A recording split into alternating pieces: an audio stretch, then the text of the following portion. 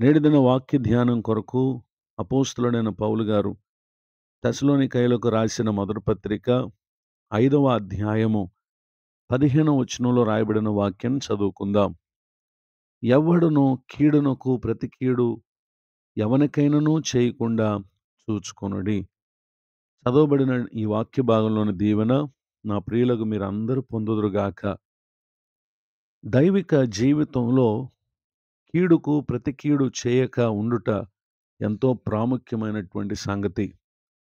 కారణం ఏంటి అనంటే, తనని మీదకి వచ్చే ఏ కీడును గూర్చైనా, శ్రమను గూర్చైనా, బాధను గూర్చైనా ఒక వ్యక్తి చేయవలసినటువంటి పనేంటంటే 34వ కీర్తన 4వ చరణంలో రాయబడిన మాట, నేను యెహోవా యొద్ద విచారణ చేయగా ఆయన నాకు ఉత్తరమిచ్చెను.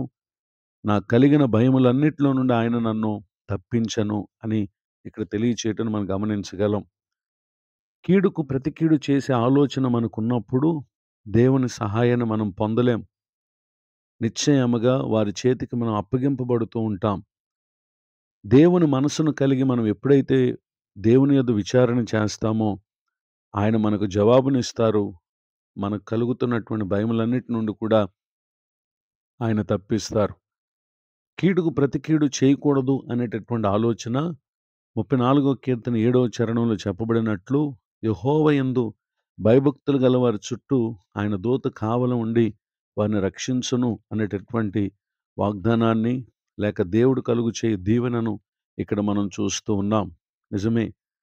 అట్టి మనసును కలిగి ఉండుట, దేవుని పట్ల భయభక్తులు కలిగి ఉండుటయే గనుక నిశ్చయముగా దేవుడు తన దూతలకు ఆజ్ఞాపించి మనలను రక్షించేటటువంటి దేవుడుగా ఉన్నారు.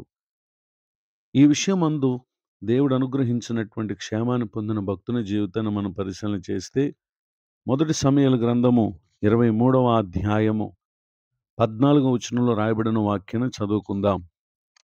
అయితే దావీదు అరణ్యములోని కొండ స్థలముల యందును, జీపు అను అరణ్యమున ఒక పర్వతమందును నివాసము చేయుచుండెను. సౌలు అనుదినము అతని వెదికినను దేవుడు సౌలు చేతికి దావీదును అప్పగించలేదు. చదవబడినటువంటి ఈ వాక్య భాగంలో మనం చూస్తూ ఉన్నాం. దేవుడు సౌలు చేతికి దావీదును అప్పగించలేదు. అనుదినము కీడు కలుగు చేయ ప్రయత్నం సౌలు చేస్తున్నప్పటికిని దేవుడు ఎంత అద్భుతంగా సంరక్షించారో ఇక్కడ మనం గమనించగలం.